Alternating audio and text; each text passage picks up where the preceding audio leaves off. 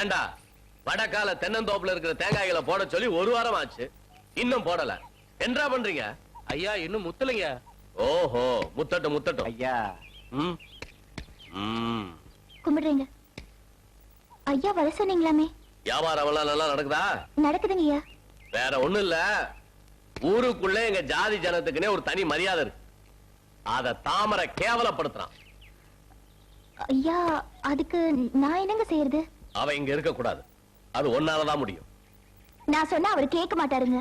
நீ சொன்னா அவன் கேட்க மாட்டான், ஆனா நீ நினைச்சா அவனை போக வைக்க முடியும் இந்த உலகத்தை விட்டு. ஐயா உனக்கு என்ன வேணும்னு கேளு. நிலபலம் வேணுமா, நகை நட்டா, காசு பணமா? எனக்கு எங்க மானம் மரியாதை சாதி சனந்தா முக்கியம். அதுக்காக நான் என்ன வேணாலும் செய்ய தயாரா இருக்கேன். ஐயா எனக்கு நிலம் பணம் நகை எதுவுமே வேண்டாம்.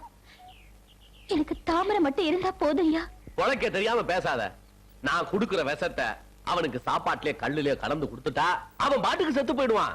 அவனை நம்பாத, அவன் என்னைக்கு இருந்தாலும் ஜெயிலுக்கு போறவன் தான்.